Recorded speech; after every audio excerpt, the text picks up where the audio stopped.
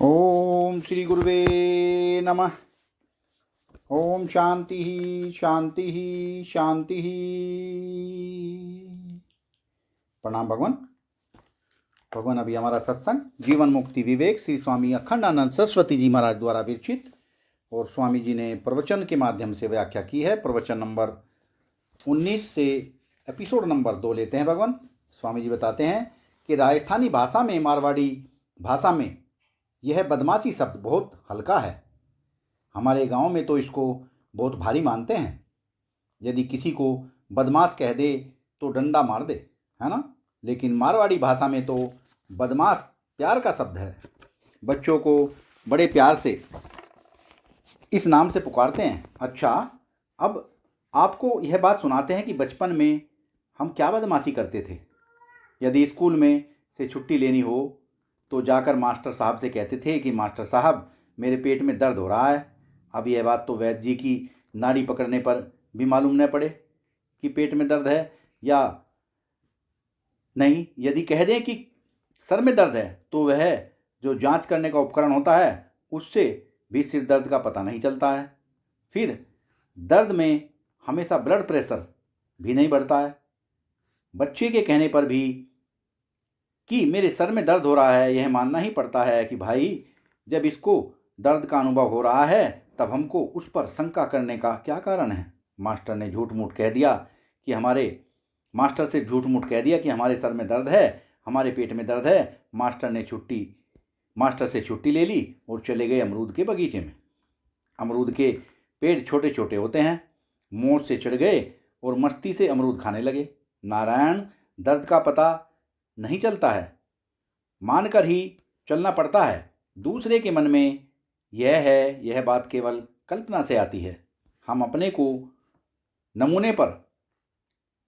नमूने पर उसके मन की केवल कल्पना करते हैं। हाँ, यदि कोई मुस्कुराता है तो हम समझते हैं कि इसका दिल भी मुस्कुरा रहा है, ऐसा हम समझते हैं। लेकिन क्या वास्तु स्थिति यही है?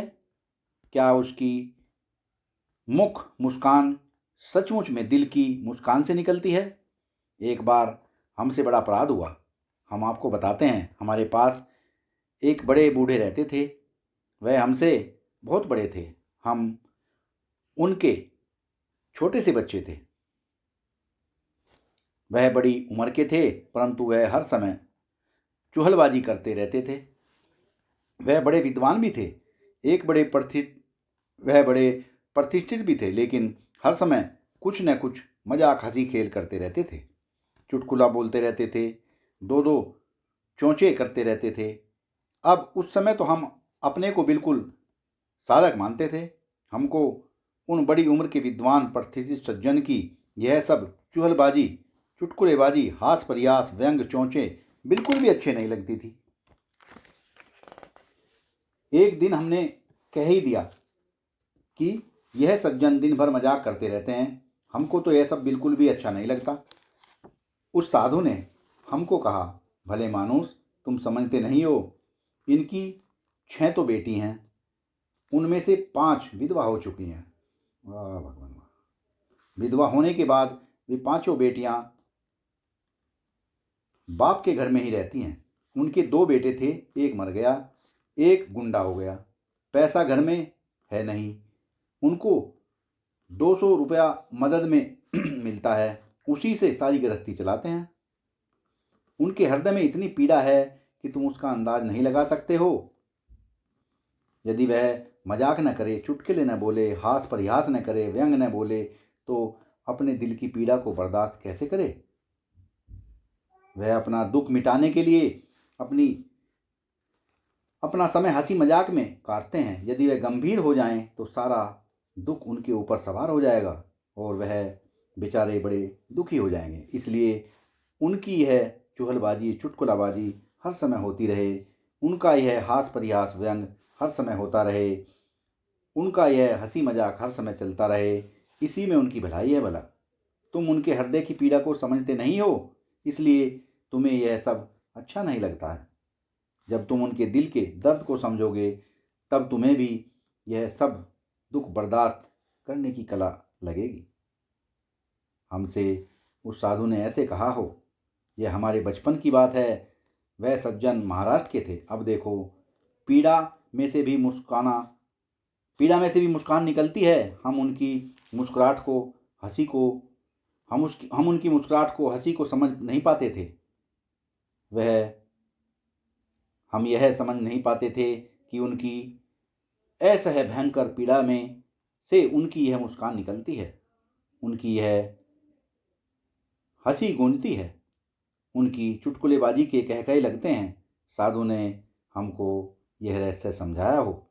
नारायण, यह तो सृष्टि का संचालन हो रहा है। इसमें अपने अनुकूल वस्तु को प्राप्त करके हर्ष होता है। अपनी बराबरी करने वाले को देखकर अमर्ष होता है, चिढ़ना होता है। आगे के स्थान, समय, वस्तु, व्यक्ति को सोचकर भय होता है। भय भविष्य का होता है, भय वर्तमान में नहीं होता है। 1 सेकंड बाद का होगा, लेकिन बाद का होगा। भय हमेशा भविष्यत वृत्ति होता है।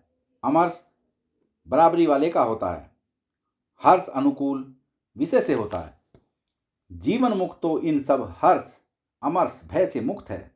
अब लो, यह तो बड़ी विचित्र बात है। आदमी है और मुक्त है। हम आपको यह भी निवेदन कर दें कि हमारे वैष्णवाचार्यों में से कोई भी जीवन मुक्ति को स्वीकार नहीं करता है। रामानुज, निम्बार्क, वल्लभ, मध्य, श्री कृष्ण, चैतन्य, कोई भी जीवन मुक्ति को स्वीकार नहीं करते। सेवादैत, शाक्त दैत, यह तो जीवन मुक्ति को स्वीकार करते हैं। अवधूत, सात्वधूत और अद्वैतवादी जीवन मुक्ति को स्वीकार करते हैं। जीवन मुक्ति का यह अर्थ रहता है कि उनको न तो किसी साध्य की प्राप्ति करनी है और न तो किसी साध्य की प्राप्ति के लिए साधना करनी है। वे साधन और साध्य के भेदभाव से मुक्त होकर सहज जीवन व्यतीत कर रहे हैं। उनका जीवन बिल्कुल सहज सरल बीतता जा रहा है। आहा, बोले, यह बात कैसे हुई बताओ। अगले श्लोक में इसकी युक्ति है। शांत संसार कलवना अपि निष्कलय, यह सचित तो अपि निश्चतय, स जीवन मुक्त उच्यते। जीवन मुक्ति किसको कहा जाता है? यह वाग्य व्यापार, यह बोलने का ढंग भी ध्यान देने योग्य है। अहम जीवन मुक्त है, मैं जीवन मुक्त हूँ, ऐसे नहीं बोला जाता है। मैं जीवन मुक्त हूँ, यह तो व्यक्ति का अभिमान है। अच्छा देखो, स जीवन मुक्त है, वह जीवन मुक्त है, ऐसे भी नहीं बोला जाता। वह जीवन मुक्त है, यह तो श्रद्धा का विषय है। भला बताओ, दूसरे की जीवन मुक्ति तुमको कैसे दिखेगी? दूसरे की जीवन मुक्ति तो दृश्य नहीं है और अपने में जीवन मुक्ति का अभिमान नहीं है। हम बोलते तो किससे कहानी ही है, लेकिन आप इस पर विचार करो। अहम जीवन मुक्त है, यह अभिमान है। स जीवन मुक्त है, यह श्रद्धा है। स जीवन मुक्त उच्यते, यह संस्कृत भाषा में बोलने की भंगी है। मैं जीवन मुक्त हूँ, ऐसा नहीं। वह जीवन मुक्त है, ऐसा भी नहीं। शास्त्र की भाषा में ऐसे महात्मा को जीवन मुक्त कहा जाता है। उच्यते प्रवचन विषय भवति, यह प्रवचन का विषय नहीं होता है। कैसा महात्मा? शांत संसार कलनः। आप कलना शब्द के अर्थ पर थोड़ा ध्यान देंगे तो आपको मालूम पड़ेगा, गणित में संकलन होता है ना? गिनती पर गिनती बोलते गए और बाद में उनको जोड़कर इकट्ठा कर लिया, उसका नाम हो गया संकलन। ऐसे हमारे सामने जो ये व्यक्ति है, वह सहृदय व्यक्ति है या दुष्ट हृदय व्यक्ति है। संकलन करता है, चुन चुन कर अपने भीतर इकट्ठा करता जाता है। कलना का अर्थ है संकलन करना, इकट्ठा करना। बोले, भाई मैंने तो पैसा इकट्ठा करना छोड़ दिया, बड़ी भारी बात है। इसने तो ईंटें इकट्ठा करना छोड़ दिया, बड़ी भारी बात है। चेले इकट्ठे करने छोड़ दिए, बड़ी भारी बात है। जहाँ सन्यासियों का वर्णन आता है, वहाँ यह भी वर्णन आता है कि इन्होंने पैसा इकट्ठा नहीं किया, ईंट पत्थर इकट्ठा नहीं किया, आदमी इकट्ठे नहीं किए। जब सन्यासी धर्म का वर्णन आता है, तब उस प्रसंग में यह भी आता है, संग्रह, शिष्य संग्रह, शिष्यों का संग्रह नहीं करना, ज्योतिष नहीं बताना, दवा नहीं बताना, भूत प्रेत नहीं बताना, यह सब सन्यासी धर्म में आता है। सत्संग को विराम देते हैं भगवान, आगे का सत्संग कर लेंगे। प्रणाम भगवान।